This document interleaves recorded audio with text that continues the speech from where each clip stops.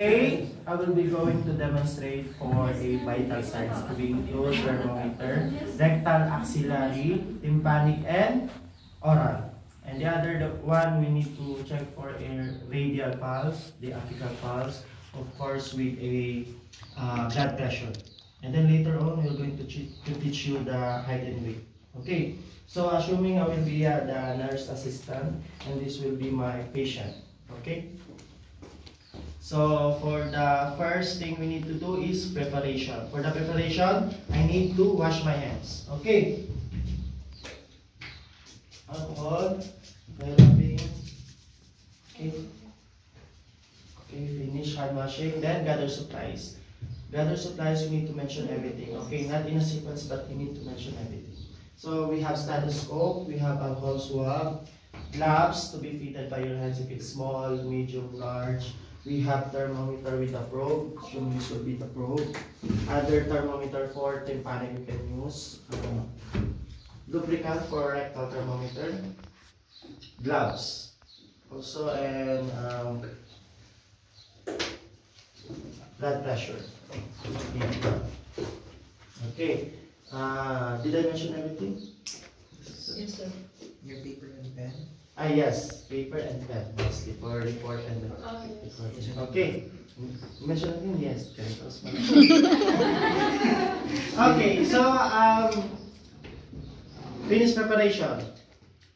Next step is to knock on your patient. Okay, so assuming I will be knocking the door. Yes. Okay. Hi sir, good morning. I'm Kaiser. I'll be your nurse assistant for today. So after I'm going to knock, I need to provide privacy. Assuming this is the curtain. Ano mga curtain? Assuming this is the curtain, actually okay, curtain. Providing privacy. And then next, we need to explain the procedure to the patient. Okay, sir, today I will be going to check for your body temperature. So assuming I will check for the body temperature. After the patient agreeing to do the procedure with a consent, then we need to get things. Okay, we have thermometer. So we need to, this is, I will be going for an oral thermometer. Usually for the oral thermometer machine, we have like a small stick and there's a probe, then you will just attach it here. But if you are patient along with the alone inside the hospital, they are allotted for one thermometer per patient. So that patient will be used for all the time. Okay. So if your doctors order for a thermometer checking, usually oral or axillary. Sir, it's okay. It's not to wear gloves. Yeah. Anyway, I'm just preparing. Okay. After you will check for your thermometer, then you will need to wear for your gloves. But in your, I think in your demonstration, the wearing of gloves can be worn only if it's rectal. Okay. For the oral, sometimes we are using probe. Okay. There's a cover. Like actually in the oral, there's like a long stick. Then you will just put in the mouth of the patient. So you need to introduce to the mouth of the patient. Should be placed under the tongue. Okay, under the tongue. Assuming like this is a long probe, then you need to. Okay, then wait for the time. Like for example, kamadumi. Okay. Try lang naman. Aksila na lang. Okay, tapos na tayo sa oral. Okay, so you just need to wait for, and then you need to record the name of the patient, the time and day, the method, what method, oral, is it oral, is it axillary, is it rectal, is it, what do you call this one? Tympanic. And then after that, completion. Okay, for the completion, I forgot one thing. I forgot one thing. Okay, before we're going to explain the procedure to the patient, agreeing to the consent, we need to adjust the bed. Okay, Yeah? Yes. So I need to raise the bed in my comfortable body mechanics. Okay. And position the patient. And then make sure the wheels are locked. For the position of an oral and axillary, the patient can be supine or Fowler's position. Okay, this is the supine position. For the Fowler's, you need to do this.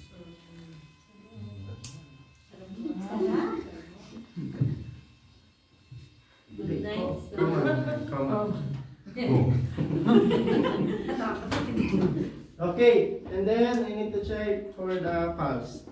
Okay, by putting the probe, then put it under the tongue. I mean the thermometer, then putting the under the tongue, and then wait for the beep finish, then write. Okay. Assuming I have recorded 38, so the patient has fever. Okay. And then after that one, for the completion. Okay, for the completion, you need to provide comfortability to your patient. Okay, body alignment. Then sometimes you're going to ask to the patient, sir, this one is enough already for you? Are you comfortable in this position or not? Yes or no? No. No. So what position?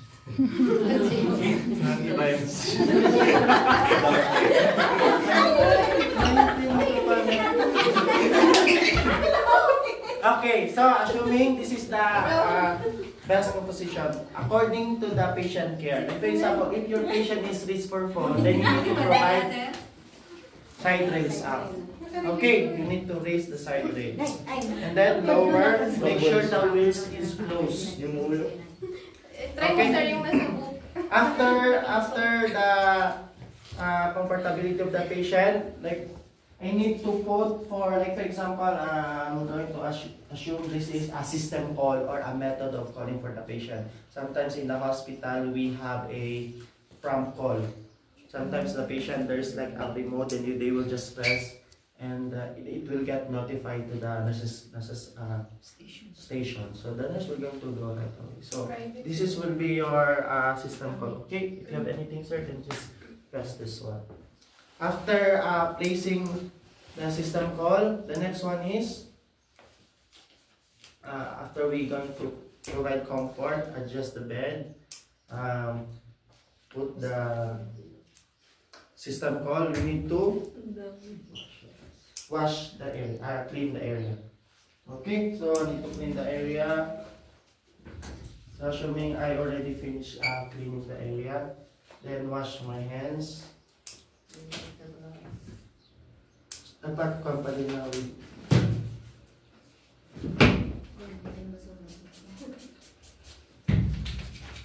okay, then report and record. Then finish. Okay, tapos na tayo sa oral. Axillary same pa din. Okay, so next gagawin ko tympanic. Okay, tympanic can be Fowler's. Okay. So, tympanic pares pa din. Anyway, pag maggagawa kayo ng demo, isahan lang ang preparation. Isahan lang din ang completion. Okay, so assuming hindi pa ako tapos sa completion, tapos na ako sa oral, tapos na ako sa axillary, tympanic na naman. So, for the tympanic,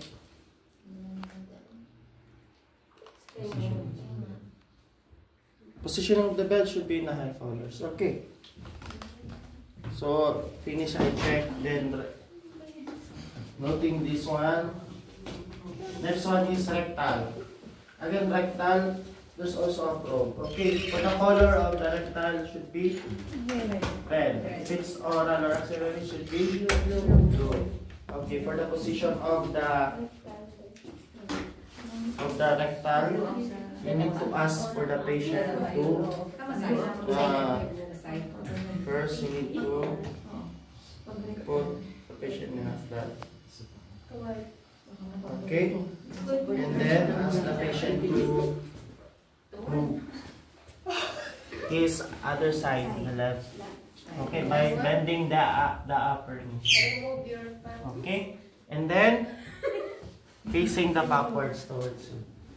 Then, Remove. of course, with the gloves ha. Ito, assuming I have gloves. Tapos, ay, lubricant. Isa na na lubricant. Doon sir, parang dami natin binasa sa ginawa ko ha. Do not forget when you're trying to get dental temperature, you always have to apply the lubricant to avoid Laceration.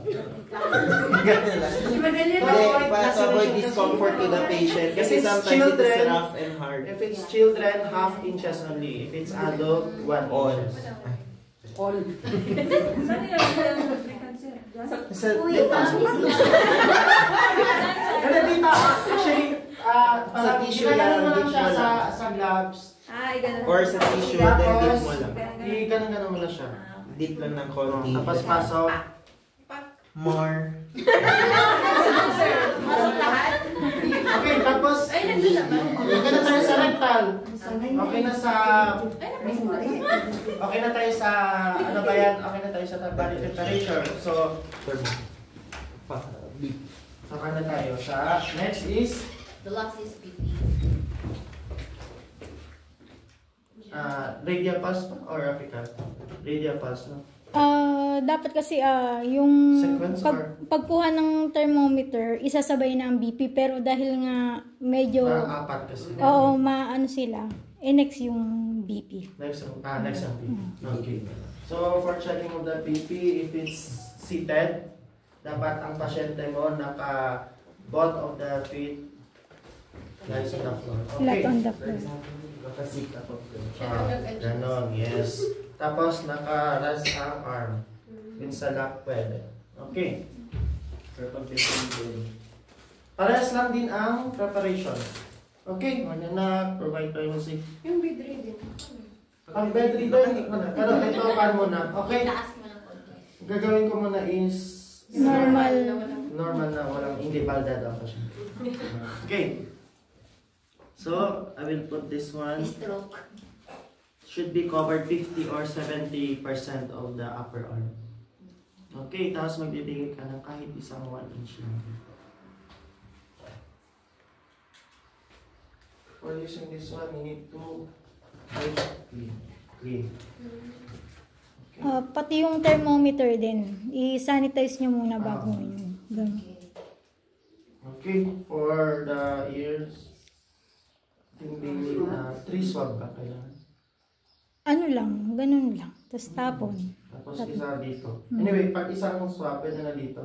Sa dala, tapos isang dito.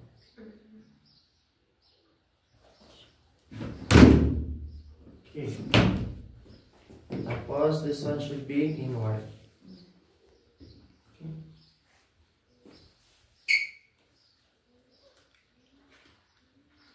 This one should be placed in the brachial area. Sometimes the brachial area, always the brachial area in this side. Okay, inner side of the body. Not Kahit out. sa left end. Pag dito din sa loob. Okay.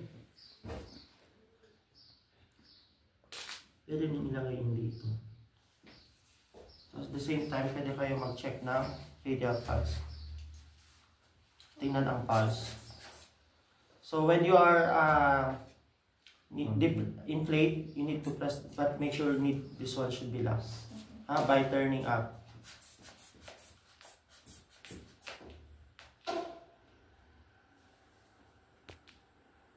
So from the first, you're going to release at least like 20, 40, ganun. Tapos slowly, if you heard the first sound, that is our systolic.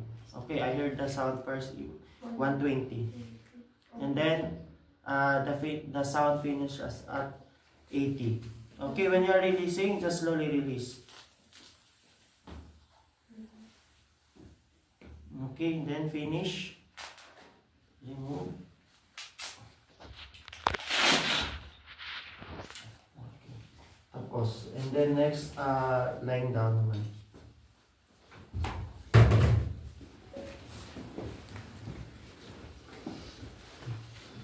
For lying down patient, okay, same thing, you need to clean, and then put position the patient.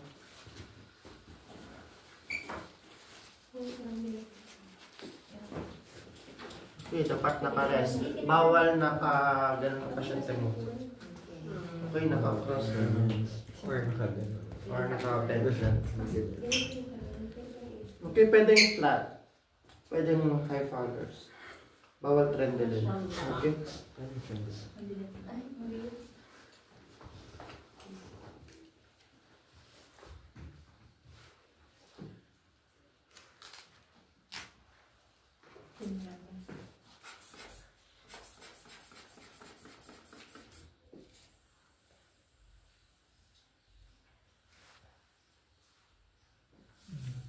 Same dito, parehas ng okay, tapos na tayo sa BP. Make sure naka-record kayo. At saka, kung last man ang record, dapat maalala niyo kung ano yung ilang sa pasyente. Then next, I need to check for, tapos na tayo sa BP. Sa positioning, fitting, at saka lying on the bed. Next is radial. Okay? When you're checking for the radial, you need to sweep your 3 fingers. Okay? Take for example, this is the thumb of the patient. Should be in line with his. Okay? So, dito. Then, your watch. Dapat na-mention ko pala yung watch kanina sa gathering. Okay, yung watch mo dapat may second hand, bawal yung digital. Okay, and then you need to start the count when the small second hand pointed to the 12. Okay, and check for rhythm, rate, and the force. 3. Okay, rhythm, if it's normal rhythm or irregular. Rate, the normal rate of pulse should be adult, how much? 60 to 100. Okay. If it's infant, how much? 130, 160. Okay. For the newborn, 140 to 200. Newborn. This one newborn. Okay, so after checking for 1 full minute, write down the name, date and time. Okay, the rhythm if it's normal or irregular, the rate like 60 beats per minute, and the force. The force if it's normal, weak, bounding means super strong, weak, thready, or like same like you cannot feel. Sometimes there is no pulse. Like sometimes when you are checking for patient who have heart problem, you cannot find pulse here. Sometimes you need to check apical pulse. Okay, so after that checking, next is apical. Checking for the apical pulse, you need to use 4 steps. Remember, this one should be inward. Okay, assuming this is already clear. So when you are checking for the, when you are placing the diaphragm of your step, you need to put either in a 4th or in the 5th intercostal space. Okay, so this is the, showing this is the heart, this is the navel. Okay, so like 2 centimeter, 1 inches. Okay, so sometimes ang doctor, even you, kahit nga parang dito lang, parang slightly konti lang talaga ang difference ng placement, maririnig nyo talaga ang apical pulse. Okay, so same thing we need to check for the watch. Okay, the 12 should be 1 full minute.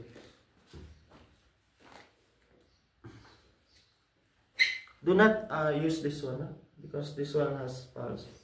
So kailangan pa ganun lang.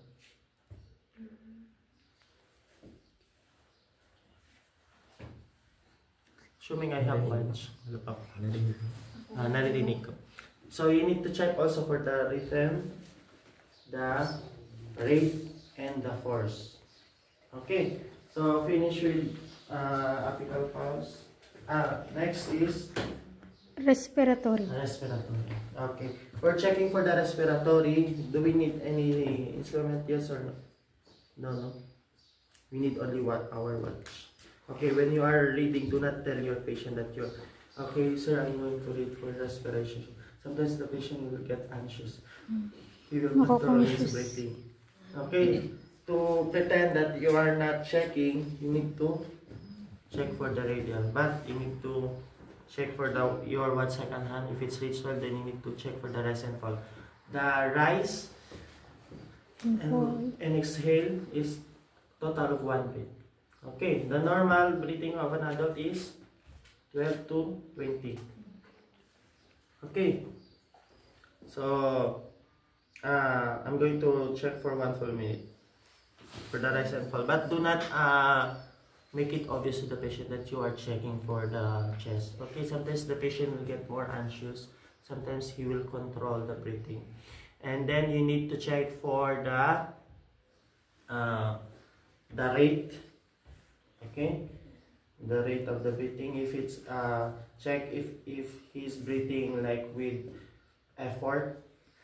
Sometimes he's breathing with difficulties, like he cannot breathe. Sometimes irregular breathing, like Wheezing. this one, wheezing sounds. There's stridor. This is grunting. Then you need to make a record. Okay, so showing I recorded like 18. So finish na tayo sa respiration. For ilang minutes tayo? 1 full minute. Okay, bawal mag times 2 times 2. Okay, dapat 1 full minute. Okay. So, tapos na tayo. Wala na. Ilan eh? 4. 4. Ano anim mo na bilang? Oto, wala. Ang? Wala po yung oto. Ay, mga... Apikan. Ay, 6. Anim. Oh, Tapos na tayo ng 6.